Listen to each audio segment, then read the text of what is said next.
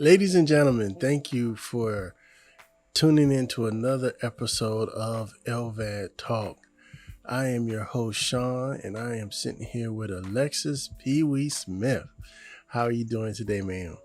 I am great. How are you? I am awesome. It's a great day outside, and I think summer might finally be here. Yeah, down here, I live in New Orleans. It's like one day it's freezing, one day it's hot, and it's like every week it's a different season. So Yeah, we're getting that. We're getting the same thing here in Virginia. I want to put away my hoodies, but soon as I I put don't. away, as soon as I get ready I to put them love hoodie season. away, that cold snap hits real quick. Yeah, and I love my hoodies. I love my hoodies. So I wish all year was hoodie season. I look forward to it. And you like my daughter. To her, all year is hoodie season. Yeah, I love my hoodie. So let's get into it. Tell me about your LVAD and what it took, how you knew you needed to get an LVAD. It was a long road. Back in 2000, I want to say in 13, I was working and I was working till I would get up 4 o'clock in the morning, drop my kids off, drop my kids that I was with at the time off, and it was just like nonstop. I would come home, and so one day it just so happened that I went to the doctor to get birth control checked on, and he felt a lump in my neck, and he kept telling me, he was like, go take care of that. So I'm like, okay, because I feel fine. I'm going 24/7. So when they started testing and seeing everything it was, I went to the doctor to get a TB test. And when I came home, I laid down and I woke up and I felt horrible. And I was like, I don't understand what's going on. So I thought I had the flu. Mm-hmm. So during that time, I was diagnosed with lymphoma. So I know me, the job I was working at, I was there for over 5 years, and they knew I didn't miss work. I would, um, I was good. Mm-hmm. I took care of everything. But then it was like all of a sudden I couldn't, like, I was trying to sweep the floor and I have to sit down. And so everybody in my head telling me, oh well, you have cancer now, so it's in your head. And I'm like, no, something is wrong with me. So where, I couldn't eat nothing and I kept gaining weight. And finally I went to the doctor, the oncologist, the first time for my to talk about chemo. Mm-hmm. And he took my vitals and he was like, do your heart rate, you usually be this high. So I was like, no. So he was like, well, before we start talking about chemo, we have to send you to the cardiologist. So I'm like, okay. So by the time I got to the cardiologist, which was weeks later, I couldn't breathe or anything. And I'm thinking, am I going crazy? Because everybody's telling me this is in my head. And so before I even really sat down good, she came in the office and she had the echo that they did, and she was like, have you seen this? And I'm like, no. So she was like, you have heart failure. So I've heard of heart failure. I didn't know what it was. So I'm like, okay. So she was like, I can't even see you today. You need to go straight to the emergency room. And so she made a big deal out of it, but I never, really knew what it was. Mm-hmm. So she made me go to the emergency room. She called in, told them what was going on, and they put me in there. And that's when I discovered LASIK. And I still didn't know what heart failure was, but I knew that LASIK, like every test they would go do, I'd be like, I have to use the bathroom. I Right. have to use the Right. bathroom. So they put the little thing on. And I'm like, why am I using the bathroom so much? And in my mind, I didn't have anything on me. So I'm thinking, what is heart failure? I know that I have lymphoma, but what is heart failure? So I finally got to my room, I got checked in and I looked it up and I was like, oh my God. And so I'm like, how did this happen? Because within a 3-week period, I got diagnosed with lymphoma. Then it was the heart failure. So when I went back to the the oncologist, he was kind of like, well, we could try to give you a transplant, but that won't work because lymphoma is a blood cancer. Mm-hmm. So he was like, I don't know what's going to happen once we operate. So he was like, and chemo tells your heart up even more. Right. So Mm-hmm. that was the issue. So they was like, they gave me chemo, but they wind up giving me a what they call a second round, like somebody that will have cancer before that they will give it to again. So it wasn't as strong, and they had to admit me for it. So a lot of people when I tell them I had cancer, they like, oh, you got heart failure because of chemo, and I'm like, no, it happened, right after another. And at that time I was 30, so I was confused to, what was going on. Period. So I was in the hospital for a few weeks, and I mean, I came out like 20 pounds lighter because it was all fluid. Yeah. I couldn't eat and everything. So we started the chemo treatments, and at that time I was going to one hospital, and after my third round of chemo, I wound up getting real sick, and I had a fever, and I was like, I think I need to go to the hospital. So I went to the hospital. They put me in the ER. They told me I had, chemo messes up your immune system. Right. So they told me I had some kind of bacteria or something I picked up. And so I went in, and they put me in the ICU, and all of a sudden I felt like this pain in my leg, and it was horrible.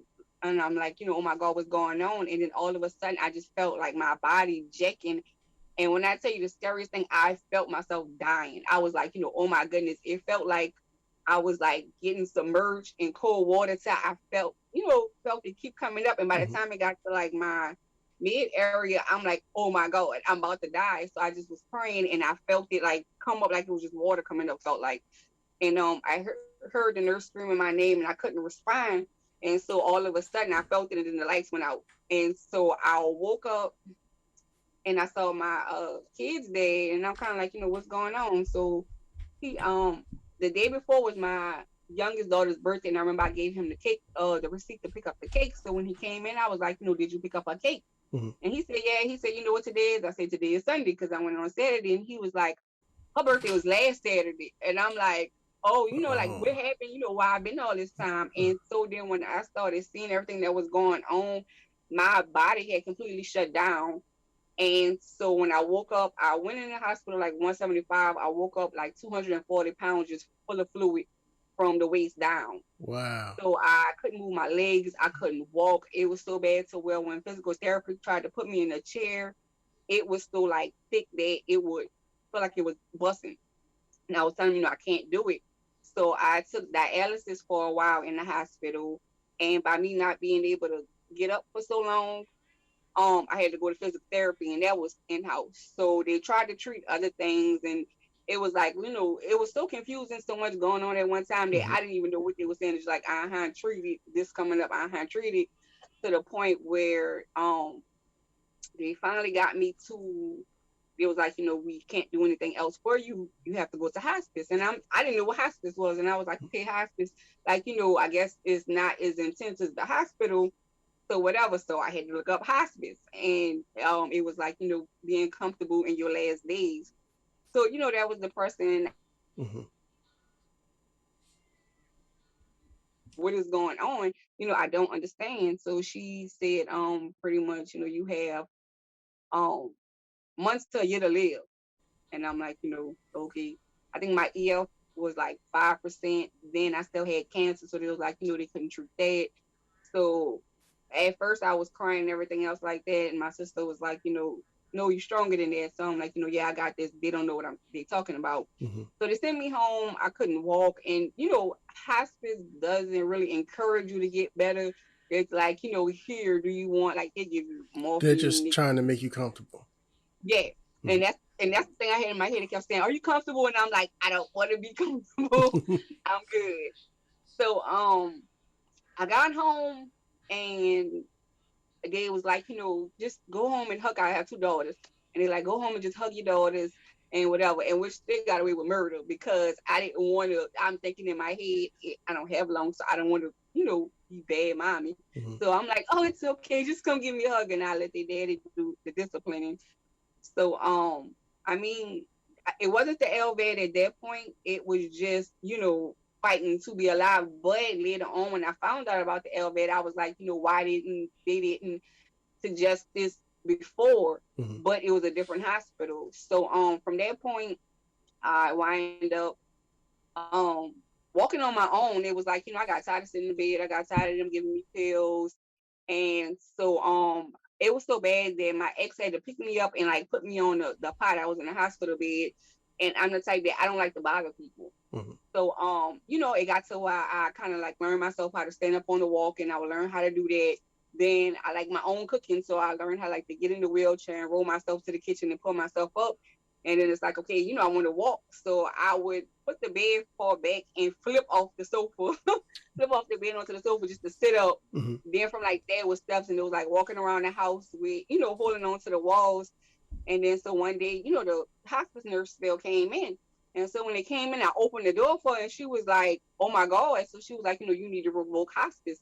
So I'm like, "Yeah." And she was like, "Get a second opinion." And my dad had heart problems.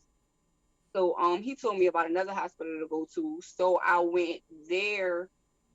And my EF had went up to I think like maybe 30 something. Mm-hmm. So I'm like, okay, I'm good for now. So I mean everything was going good. I had got married uh during the hospice time. And that didn't work, but I thank God that I did because it pushed me a lot. So by the time, like I said, my EF went up, I was doing fine. I was in the process of, going through a divorce and stuff like that, and I started dating again. Mm-hmm. So everything was fine. We was dating, and all of a sudden one day out the blue, his he came into town. I was trying to walk to the car, and I was out of breath, and I was like, something going on. I can't breathe again. So went to the doctor, and they did the right heart cath and everything or whatever. But before they sent the LVAD nurse in, and they gave me the information. And so they were like, well, down the line, this is something that you have to consider. So I'm like, okay. So I looked at it, and once I saw like the controller sticking out, I saw the wire sticking out in the caregiver part. And I kind of like threw it on the little, they have the sofas in the hospital. Yeah. Kind of threw it down. And I'm like, at that time it was 5 years, so I was 34.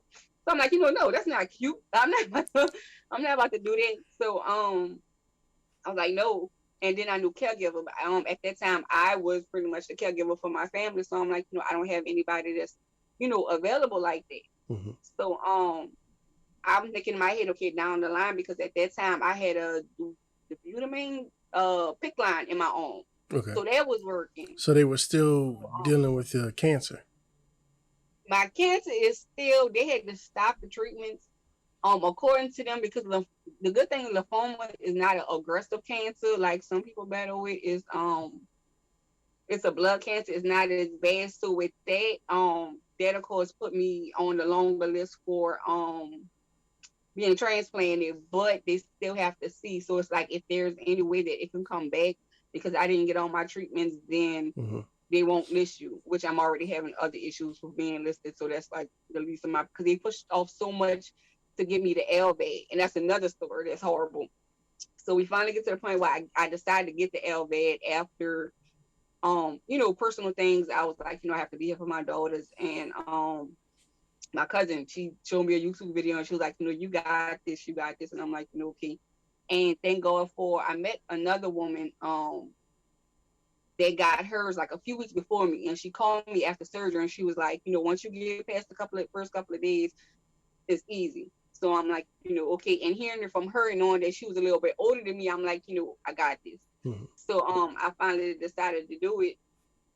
But I mean, it was, I didn't want to. And matter of fact, I went along with the classes and the training, and I was like, I don't think I'm going to do this. But they called me early in the morning. I was asleep. And they called, and it was like, oh, we going to schedule you for whatever. And I'm just like, yeah, okay.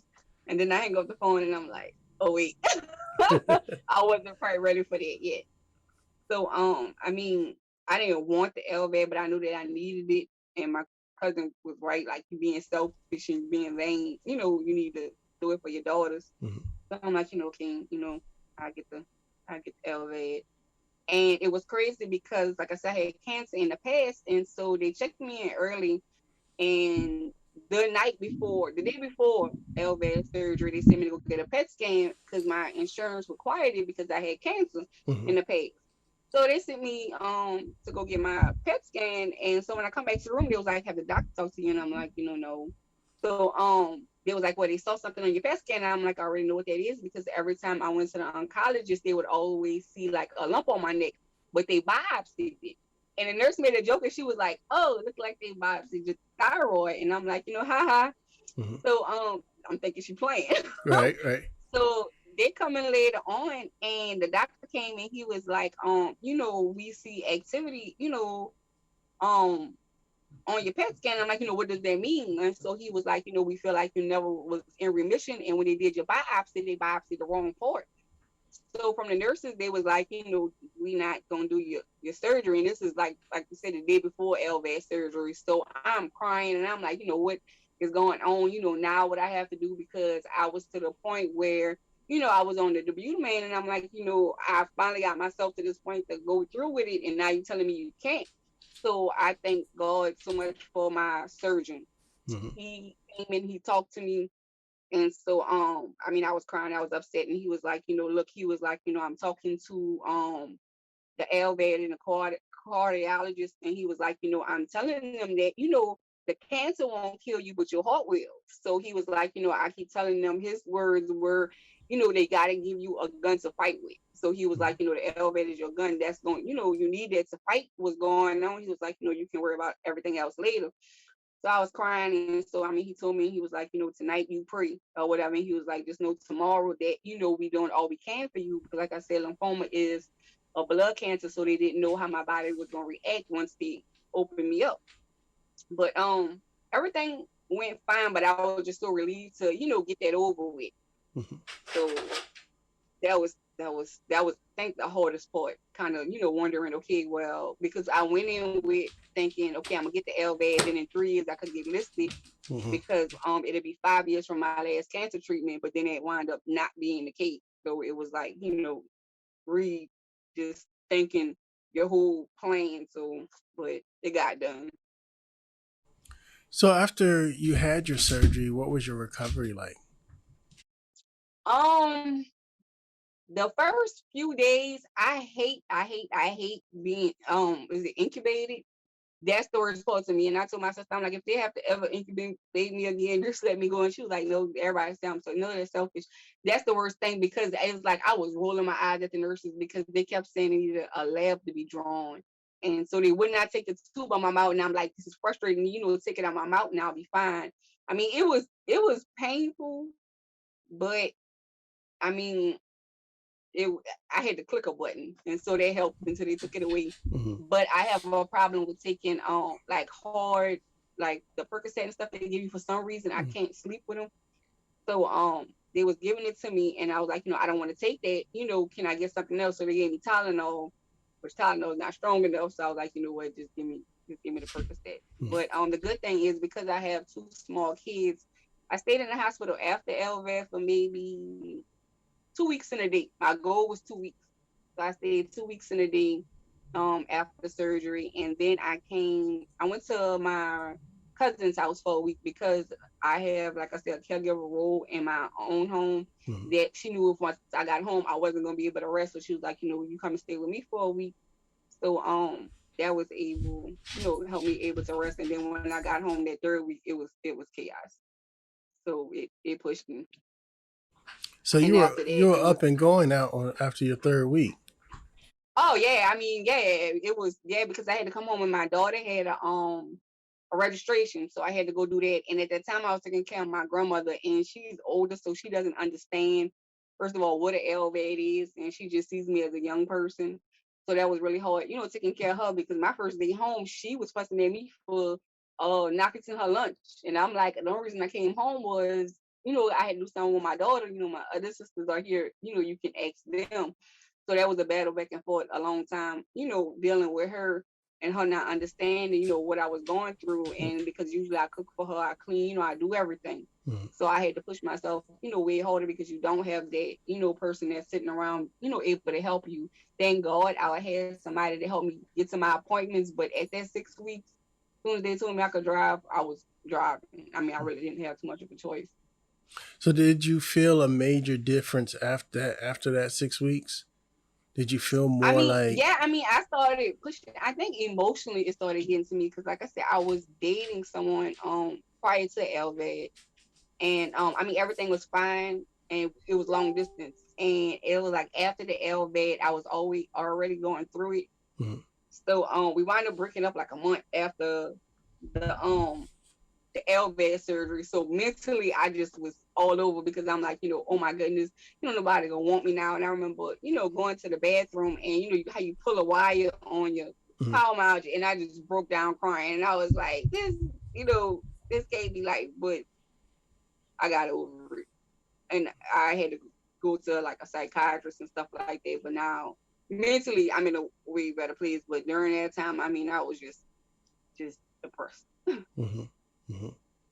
So okay, so now you're back on. You're 6 weeks. You're driving. You're taking care of your family. How does it go from there?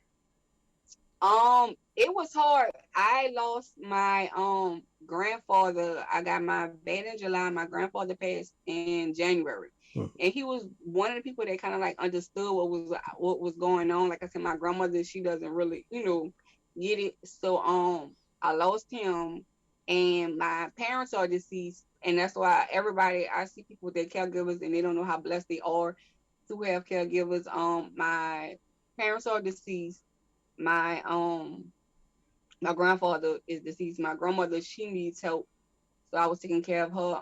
I had another sister, and she was supposed to be my caregiver for when I got transplanted after the sleeve, but she passed. So like the only family I have right now is my little sister, and she works 12 hours overnight. So that, it's only so much I could ask her to do.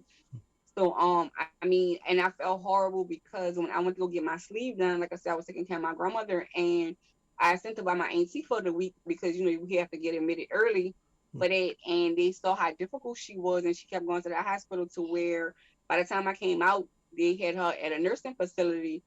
And so when I went, they was like, we can't let you take her out because your health is bad. So if something Hmm. happens, you leaving her in the house. So that kind of like hurt, but I know that it was best for her because a couple of times after getting it, I was admitted and I was like thinking, okay, well, if I was home, if she was home with me, then I would be worried about, what she gonna eat, who gonna watch her being there by herself. So I think that makes me feel like helpless that I can't help her.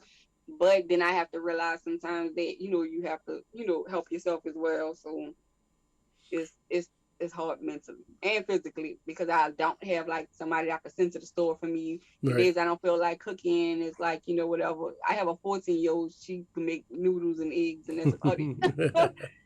So I mean people and I when they send me to talk to other people with LVADs, I usually tell them, support makes it easy. And I think that's the only regret I have with LVAD sometimes is that it's hard when you don't have support, and that's why I one of the reasons that I can't get transplanted now because I have some cousins that I love to death, but they have like they have full-time jobs, they have families, they have husbands, and one of my cousins like, I'll quit my job to be your caregiver, and I'm like, constantly I can't let you do that because I can't, I don't want you to take care of, you'll be away from your family, your kids are young, then you don't have income coming in. So I'm like, we'll talk about it. And so I try to like push it to the side, and I'm like, we'll talk about it later Mhm. because it's like, you don't want to be a burden, but you also don't want to like, we are all adults, we have families, we have responsibilities. Which, if it wasn't for her, I wouldn't even got out the hospital for the LVAD because you know how you have to get somebody to change a bandage. Right. Right. My sister was supposed to do it, but she had troubles in her life. So she used to have to get off work like 9 o'clock at night, and thank goodness they still let her do it. And she would come after work and change my bandage and everything and get me, to get me out the hospital. And then once I got home, after the first 2 or 3 weeks, I started changing it myself. Okay. So So I can relate to what you're saying because the caregivers that's all that's everything, especially when you're first getting out. And my wife had cancer, and I lost my wife 6 months after my LVAD. oh man, I'm And sorry to hear that. so I can relate to you though, because I'm a single father. I'm raising two kids. It's me. You know what I mean? I'm the caregiver, but I still got to watch out for myself too. And it's hard because I don't even want to go into it because you're gonna wind up charging me for a therapy session. But it's so much that I went through with my kids that, and I mean, we we get along, but I tell him, I'm happy that I couldn't count on you because it made me way stronger than I thought. Mm-hmm. Like, before when he was around, he would help me do this and help me do that. But since he's um physically, not that like he talks to them and stuff, he keeps in contact, but he lives a good distance away. So since he's not physically there, and his reasoning sometimes it pushed me to where I'm like, I have to do this myself. I have to be strong for my girls. So I mean, I tell him, I'm thankful because you showed me that I was, I had strength that I didn't think I had, and it keep me pushing forward. So I'm blessed for that. So Yeah. Yeah. but it is hard without caregivers because sometimes you laying down and you hungry, you just like, I just want somebody to bring me something to eat. Yeah, and then sometimes your kids don't get it. Yeah, and then you can't be like 100% with them all the time, which I hate. Like that's one thing that's hard. And I don't know if you have that with your kids. It's like I have two girls, and then they talk about the future, and they're like, oh, grandchildren and stuff like that. And with me, because I'm uncertain about transplant, like right now is destination. Hmm. But with it not being 100%, you don't want to be like, well, so you talk about it, but you like, are they gonna resent me if they find out, later on that, I knew that it couldn't be a change. So it's hard. Then especially when I was telling you I'm going on 5 years. And so it's kind of like, like to me, it feels like midpoint. But like I said, because I have been in hospice before, and I know that everything is not set in stone, and just to keep, taking each day at a time. So, Yeah. but it's a lot of mental stuff. I think mentally I go through more with the LVAD than physically. Mm-hmm. I think a lot of people do. Yeah, and I mean, and I thank God for my daughters. My oldest daughter, I wish she knew how to change my batteries, which I'm so happy that she do. I thank God for that. One night I was in the bed and I turned to the side to get my drink, and for a second I heard my LVAD beep, and I'm like, that's weird because I was on my power module. So I'm like, okay. So I lay back down. So then I turned to the side again, and it's just like full beeping. It won't stop, and I'm like, what is going on? So I grabbed my binder and I called, and I mean I couldn't stand. Like I was over the bed and I had my head on the phone and I could barely breathe talking. Mm-hmm. And so my machine blaring so they could hardly hear me, and I'm trying to talk, and thank God my daughter knew because I called the ambulance. So she switched me to my batteries so I could go out to the ambulance, but it made my pump come back on, which was weird because I felt it cut. It was like You a can cross feel it. starting. Yeah. Yeah, and I was like, oh my goodness. And then a couple of minutes after, I felt fine. And so I explained to him what happened. And for some reason, it was like every time I laid on my side, it would do it. But they had to wind up changing some of the cables on the outside, which thank God they fixed it because it was like, if not, you got to get a whole nother bed. I've had But I had my cables. Was it the cable to your LVAD or the cable to your charger? the cable to my controller. Okay. So yeah, and it was funny because when he fixed that, it stopped for a second, and every time it stopped, you get dizzy for a second, and it's like, ooh, I don't like that. But and that was scary. But I think I try to teach them the basics of stuff. Like I was telling my daughter the other day, remember that something happened, we together. Tell them you might not get a pulse. She okay? I mean, she's not okay, but she ain't gone. Or let them know not to do chest compression. So I try to teach them the basics. I don't go in depth into what everything is. They just know that mommy need a heart. So yeah. I've had my I had to have my drive line replaced, and luckily they was able to do it from the outside, not from the inside. And I know that feeling because it's a picture on Facebook I posted where they cut my drive line. And inside your drive line is multiple wires. And yeah, I saw it. I think I have a picture of mine. I never posted, but I think I took a picture of it because I was like, wow. Yeah, and it was down to that one last wire. And they had to unplug it from my controller and plug it into the new cord. And the second they unplugged it, I can feel it. It was like my body just said, yeah. And you know what I mean? It reminds you how your body is. Like you think you find it today, kind of cut up for a couple of seconds, and you like, okay, hurry up, plug that thing back in. Hurry up. Yeah, like, ooh. As soon as they plugged it in, they're gonna do it. I'm like, you know what? I feel fine. And it's like, no. As soon as they plugged in, No. everything went back normal. But I was like, yeah, I know that. Let's not let these batteries ever die. Yeah, because I mean that's real scary. Also, and I also had I heard y'all talk about the ICD shock, which is crazy because I didn't think that I needed it. But you know, sometimes you have in your mind like, oh, they're just putting all this extra stuff because they want to get paid. So when I first came home, they tried to give me the life vest, and they fussed at me because I did not want to wear the life vest. I don't know if you ever saw the life vest. That sucked. I had one too. Yeah, I was like, nah, and it was like, man, they called me and it was like, you're not putting on a life vest. And I'm like, well, I get the ICD in 2 weeks anyway. So I had the ICD. First, I had a chemo port, so they had to take my chemo port out and put the ICD in. And I had my ICD for years, and I know I have like B-Tech or whatever it is, and I know that my heart rate is usually high. So, you know, to me, it wasn't a big deal. So after like 4 years of having my after having the ICD one, everything always happened late at night. In the middle of the night, I felt like I have, like I said, 2 daughters, and I woke up and I thought I knew it had to be my oldest daughter, because it was so strong. I thought she pushed me in my chest, because I woke up and I was like, you know, what the hell? And I'm looking for her in my room, like, you know, because I was going to fuss and I said, don't do that to mama. You know, you can't be pushing me in my chest. And by the time I kind of like glanced the room and realized she wasn't in the room, that second shock hit.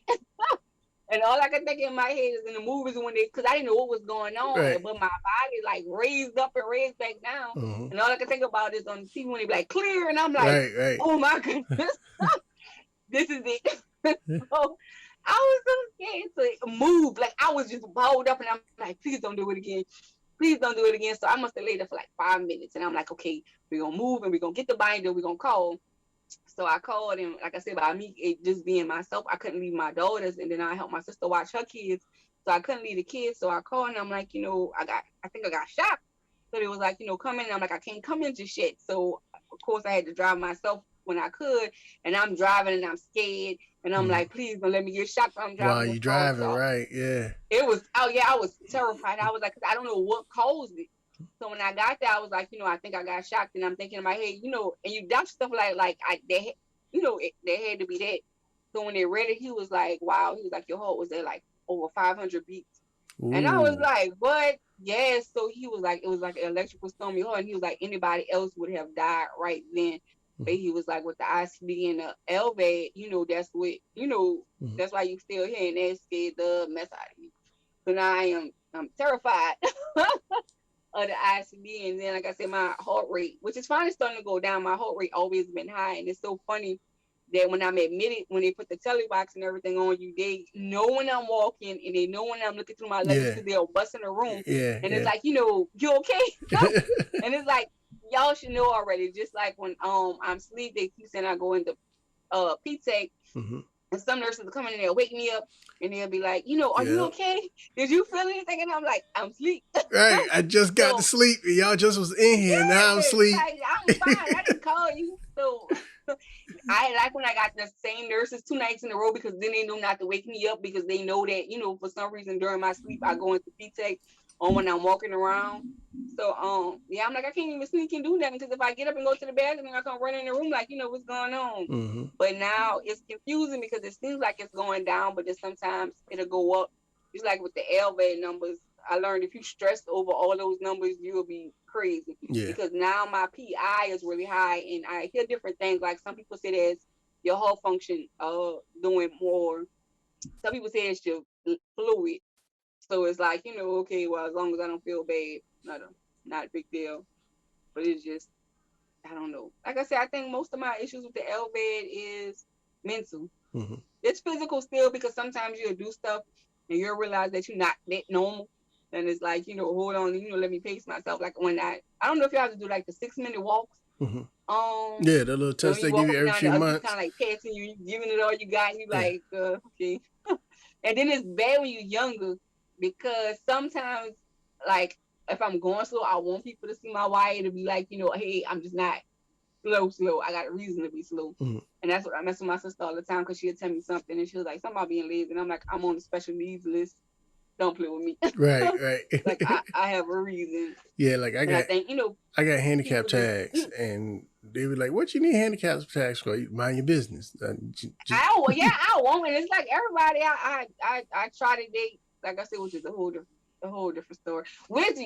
That's what made me message you in the first place when y'all was talking about men. Men are lucky because women are more nurturing and more, they're more caring than men.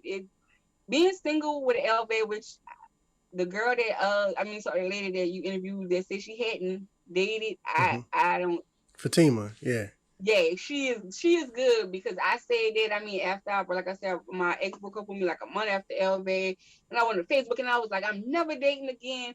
And then I'm thinking to myself, okay, it's also not fair because what if I find this great person and something happened, I'm going to feel bad because I saw how it affected my ex. So I'm like, no, I'm not dating no more.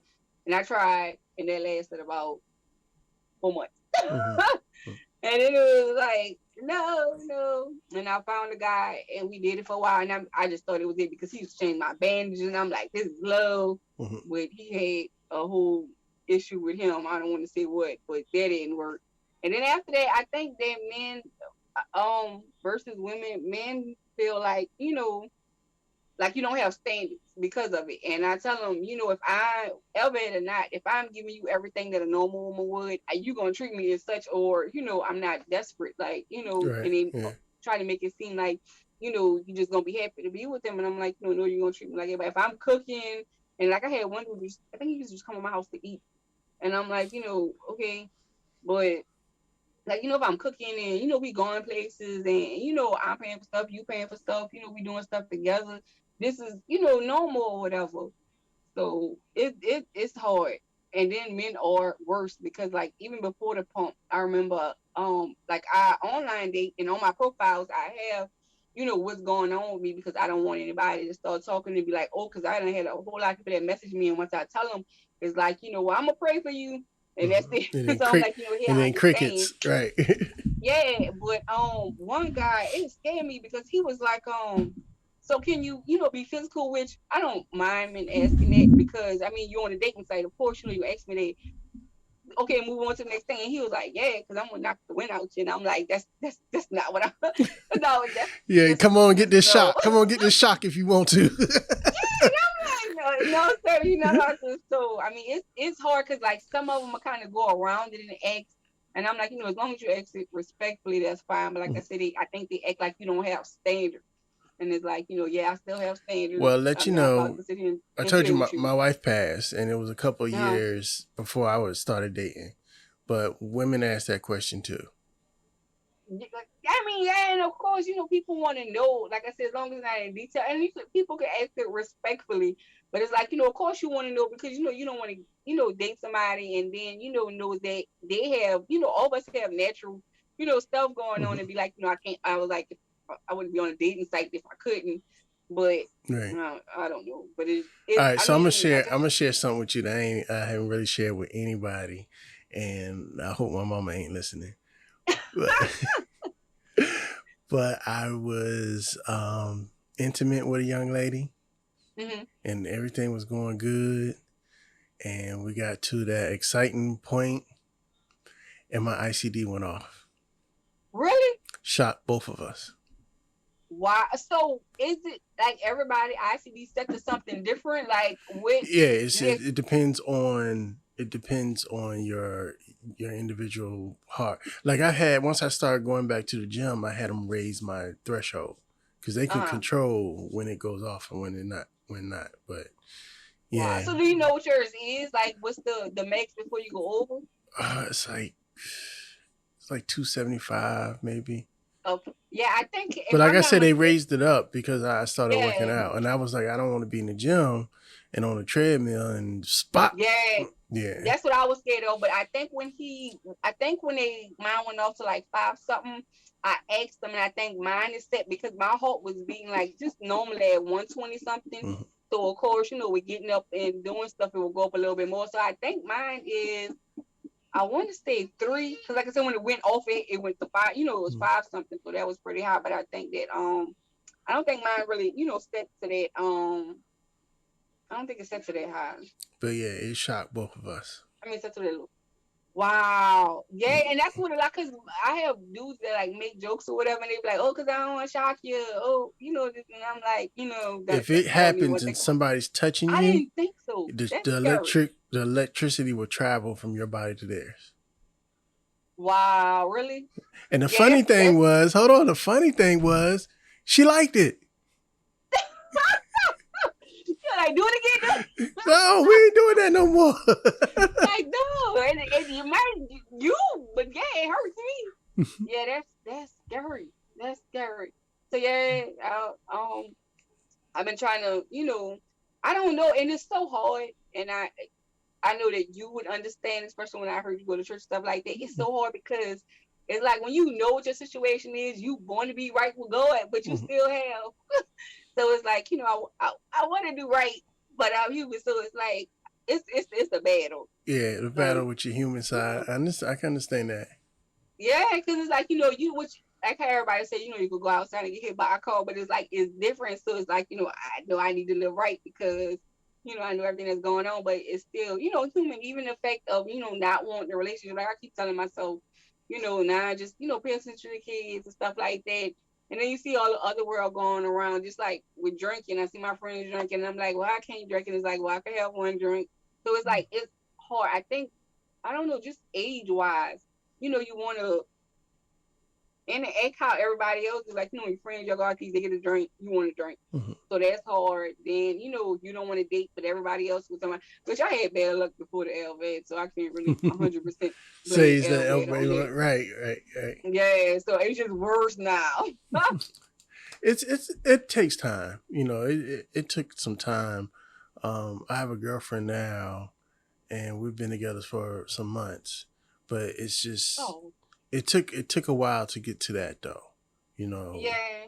And I mean, like I said, I am a firm believer in God. And today, well, not today, for the last week, I'm like, well, you trust God with your health, you trust God with your finances. You need to also trust Him, when it comes to relationships, whether it's Hmm. for me or not, just be at peace. Because sometimes I want a relationship and I look at what healthy people going through in a relationship, and I'm like, nah, I don't want the extra. Right. Like, let me go ahead and just play my little iPad games and do my little crafts, which that's one thing I have spent just keeping myself occupied, because before, like, I got sick with the cancer and heart failure. I mean, I worked all the time, at least 5 days a week, most of the time, more than that. Mhm. So being home and being idle, I'm like, I have to do It's an something. So when I adjustment. tell Yeah, yeah.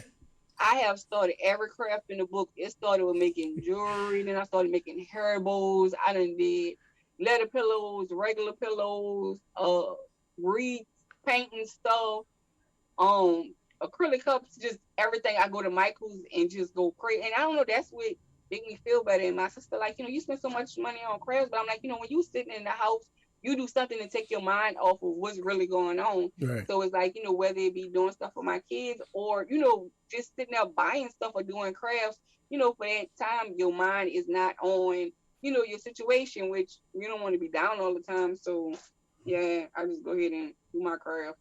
Now, let me But ask you, did you say earlier that you had to sleeve too? yeah, I had, I cried after sleep. I think my social worker done seen me cry for every admission I ever had, because I thought I needed one caregiver. So I got the sleeve to get transplanted, Mm-hmm. and the day after or whatever, so I'm like, okay, I'm about to get this weight down, I'm about to get transplanted. So when the social worker came in, she was like, do you have your two caregivers? And I'm like, my two caregivers. And so I thought I was like one, because for the LVAD it was one, and she was like, no, you need two, 24-hour caregivers. And I'm like, okay. So I told her about my cousins, and so she was like, what, do they have jobs and do they have families? I'm like, yeah. And she was like, I don't think they really know, in depth how much they have to be there for you. So she was like, I'd rather talk to them first, kind of saying like, because they work full-time jobs and because they have families, they can't really, be there for you the way that we want them to be or whatever. So I'm like, okay. So I cried, and I was like, I got the surgery for nothing. And during that time I still was going through a little pain. So it was amplified, like, oh my goodness. So my sister came, see me with her baby, and she kind of just talked to me. And she was like, when this time is gonna happen. So that was awesome. And like I said, I have cousins that adamant about, hey, we're gonna be there, but I'm like, you have a life. Mm-hmm. You can't be there with me 24/7. So I don't know, but like I said, I'm grateful for every day anyway. So How long ago was it that you had your sleeve? it's been June, August, or May, 2 years. Oh, okay. So how Which much I weight? have to get back on it because I have started gaining the weight. I got on the scale today. So I'm going back to the shakes. I got my little shake right. I'm drinking them things right now. Yeah. I mean, it's hope, but I'm gonna tell you, after the sleeve, I think everybody have like regret for a while. Cause like I was like, what did I do to myself? Cause I'm a greedy person. I'm still greedy. I'm big eyed. Like I'm one of the people that fix a big plate, knowing I can't eat it. I want to try everything. So I mean, when I got it, it was like, what did I do to myself? Whatever, whatever. But once the weight started coming up, I'm like, okay, this is good. How much weight So, did you but lose? yeah, I gotta get back to it. I'm a stress eater. How much did you lose? Um, over 80 pounds. Okay. Yeah, and it's like I look at my old pictures and I was like, I didn't think that, I had, that much weight. And even when I showed it to other people, they were kind of like, oh wow, I didn't know you. I was like, yeah, I didn't know either. So I mean, it's good because I get to shop in the normal part of the store now. So it's like, okay. So now that's my motivation. Like, you don't want to go back to the other side of the stove, so you Right. better drink some shakes. I'm supposed to be having it in June or July. Yeah, I had mine in August, right? I think before my birthday, I want to say. But I mean, I had it bad to where after, because I know you were saying every program is different. With ours, we just had to do we had to show we could lose weight on our own. We had to do like mental tests and go to the nutritionist, but it wasn't extensive or whatever. Like, you just had to show that you are capable of eating right and losing weight. And that week before my liquid diet started, I ate everything. I mean, like, I don't know if you know what boudin is. I love boudin. I ordered boudin from out of town, and when I picked it up, because I'm like, I'm gonna eat this before I can't eat it no more. I But understand. I've done a tour of some of my favorite restaurants because I know it ain't gonna be no more. It ain't gonna be the yes, because I same. mean, after when I first got the surgery, I brought my daughter out. I forgot what the occasion was, and we went to TGI Fridays, and I ate a piece of mozzarella stick and a shrimp, and I had to give the rest of my food away. Now I can eat more than that. Now I think I can eat like 7 ounces of food, which is still, a small amount compared to what I was eating before. So yeah, it's helpful. It's helpful. I just need to get back to it. And then me exercising, because usually I do like little grocery deliveries and stuff like that, but I haven't been doing it for the last couple of weeks. So usually that's my exercise. So I need to get back on that too. yeah. I went back to the gym, but there's a restaurant here called Captain George's, and it's a buffet, and they have the crab leg buffet. Yeah, I'm trying to go and say RIP to Captain George's. I'm gonna go one last time. Yeah. Because after the surgery, it ain't gonna be no use of going to no buffet. And you wait. The good thing is, like in the beginning, you waste money on food, so you don't even want to eat out. But then, like later, when you could eat a little bit more, is good because you always have leftovers. So. Right. Like, and you can just get the appetizer. Yeah, and that's what I do a lot of times when I go out and get the appetizer, or I get something I want to give the rest of my kids, which I'm so happy that me and my oldest daughter pretty much eat the same thing because I always wind up giving her my food. She's like, you ain't gonna eat it. I'm like, yeah, take it. But yeah.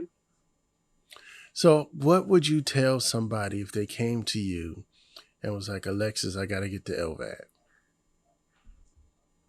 To me, like I say, as long as you have support, like I wouldn't recommend it to anybody that don't have support. To me, it's support. Like I'm happy that, because of my kids, because of my grandparents, I had to push myself. But mentally it was hard because I mean so many times I cried because I felt like I was by myself. Nobody understand. Everybody expect me to, be the me I was before. And it's hard, and sometimes you need that person just to talk to, or sometimes, like I said, something simple like, can you go grab me something to eat? I'm having a day to where I don't feel good. And, when you don't have that support, all those small things that's really nothing triggers you to, kind of remember, what you in and what you're going through. Mm-hmm. So, I mean, if they have support and they know, like a lot of people have older kids or they have, brothers, sisters, they have, husband, wives, stuff like that, yeah, I mean, to me, it's the best thing. Is not comfortable, but I mean, compared to what I was before, I'm functional. I'm moving around. I'm independent. I take care of my kids. I help my sister with her kids. So I have 5 kids running around. I cook. I wash dishes. So it's like, I know I wouldn't be able to do that without it. But it's without support, I wouldn't suggest it at all. Mm-hmm. And I tell people, because that's the only thing that ever got me down was the lack of support. But if you got somebody there, it's a good choice. Yeah. And I don't want you to feel bad. I know you said you're on 5. I'm on 6 years, so. Yeah, and like I said, I mean, it's just, it's so hard to, get the information that they give you Mm-hmm. and have to put in your head because it is a statistic for a reason. Like, it's likely, but, when you do have faith, it's like, you can't ignore like the medical stuff, but you do believe in the higher power and like, well, if it's gonna happen, it's gonna happen, but it don't make no sense to dwell on it. So it's kind of just like, just snap out of it and get it together. So, well, this 5 years flew by out because I was thinking, I was like, wow, it's been 5 years. Yeah, you don't realize it afterwards. Yeah, and I mean, I'm just trying to go as long as I can because my oldest daughter is making 15 this year. So I'm like, if I could go a couple more years, she could be a caregiver. I don't want to do it while she's, in school because I don't want to interfere with her schoolwork in any kind of way. Or, have her, because I was taking care of people and they had to do stuff for them. And I don't want to put her through that, when she's young and trying to live her life and stuff. But, everybody I've talked to that's had the transplant says the transplant recovery is way easier than the LVAD recovery. Yeah, because like I said, with the LVAD, and I mean, I told them when I got it because when I went in, my daughter's birthday was almost 3 weeks away, and I promised my daughter that I was going to be home for her birthday. So I went in there, and the only reason I wasn't out by 2 weeks was because of my INR, because they was giving me cranberry juice, and I didn't know that I wasn't supposed to get cranberry juice. Yeah. Well, but, yeah. I hope that I want to have you back. I want to continue on the conversation. And like I've been telling people, I want to do. I talk a lot. No, well, I want to do a round table too. And one of the round tables I want to do an all lady round table. Yeah, that'll be awesome. And like I said, and I thank you so much for doing this because it is so good to get somebody. Because you can sit here and explain to somebody, they kind of like, but they don't get it, right? They don't get so it's like, oh, and you don't want somebody to be like, oh, po you, or, you want somebody that could give you, advice. Which, that's what I told you I was going to show you my bag. I saw a girl, a lady on the LVAD group, and she had this bag on her leg, and I was like, oh my goodness, because I used to wear the fanny pack. Mm-hmm. And I was doing the book bag, but then I started doing the fanny pack, and so she had like it's called a drop leg bag, and I was like, oh, that's nice. And so when I had it on, I'm like, it kind of looked like I'm going to combat and stuff like that. So I was like, I was going to spruce it up. Uh-huh. Which when I first got out the hospital, I had the vest. Uh-huh. And I went straight to the nail shop. So I had the vest and I had the batteries. And everybody was looking at me and I was like, I look like I'm about to blow the place up. Right. So after that, I don't even know what my vest at. But I got the drop leg bag. And because it looks like, like a military bag, mm-hmm. I bedazzled. Oh, nice. Hey. And so I'm like, now I look a little girly or whatever because it looks like I was just going, pull it out and start shooting and stuff. And I'm like, no, it's not. I was like Lauren Croft. That's what it is. Like, right. And I'm like, no, this kind of, because people were looking, I'm like, it's not a gun in there. It's something else. So, but yeah, definitely I would love to, talk to people that understand. Like I said, it's just so refreshing to find people that, like, yeah, or like I said, give advice, this is how I handle this, or, something. Yeah, it's like therapy. I never realized how few people it is. I forgot how many people actually have LVADs, and that's like across the world. And it's like, because I think in person, it's weird. Right, it's weird. It's like nobody close by, but it's a lot of people who have them. Yeah, I met one lady. Oh, I know people from the hospital, but outside the hospital, I met one lady. They had an LVAD, and it was when I went to go visit my grandma in a nursing home. Mm. And that's the only person I've ever saw with an LVAD outside the hospital. Well, I'm going to have you back, and I appreciate your time today. And yeah, This was an awesome conversation. Thank you so much. I hope I ain't talking to you today because No, I told you that's what I do. This is great. This is great. All right. Thank you so much. Ladies and Talk to you gentlemen, later. I am Sean. This is Alexis, and we are out.